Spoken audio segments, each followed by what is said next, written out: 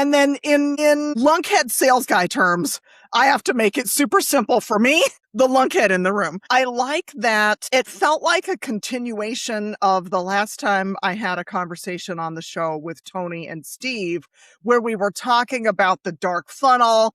And what was left in my head was, okay, you have to have all this stuff. And like, where does the stuff go?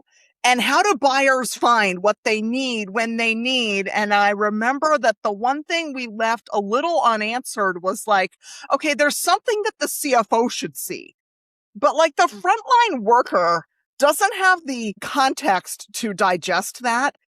And then it usually scares them. So that's why I felt like this was a natural continuation of that conversation. And Glenn's all into buyer enablement, that, Gartner hoopla, which I love.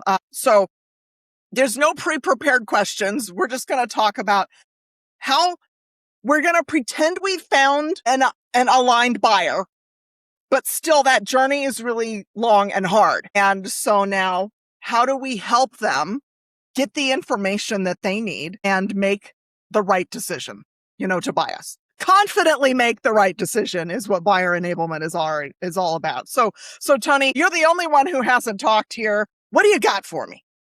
Yeah, I mean, my background is in SaaS and self-service businesses. So part of that sales process is to convince not only the champion, but then also all the other stakeholders. And unfortunately for me, because I've been building SaaS companies that are very self-serve focused, unfortunately, I don't usually meet them. So I'm constantly relying on my website to be the one that convinces buyers, whoever they are.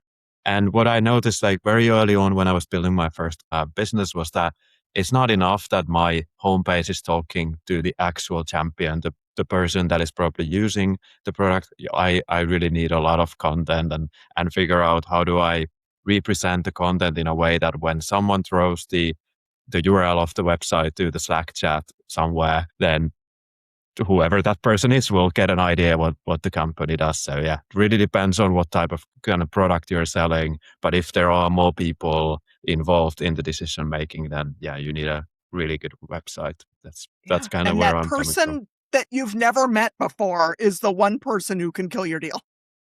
Yeah, exactly. And then also the kind of like we push the responsibility for that champion that I might have met or might have not met. It doesn't matter. But that champion will need to do the sales work in that situation. So they need to go through whatever people inside their organization. Most of them don't care about at all. They're like, okay, I just need to rubber stamp this one. I've taken a look at security. I've taken a look at the finances. I've taken a look at this and that. They don't really care about the product, but they still need to understand that, okay, what are we talking about? And I think that makes it sometimes very challenging for SaaS companies.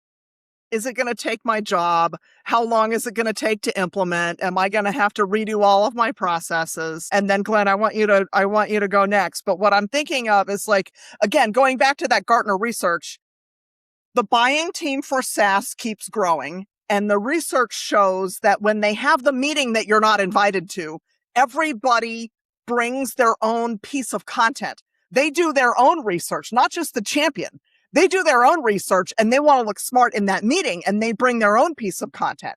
And so this is helping to shape that in whatever way that we can. So Glenn, I want you to go next.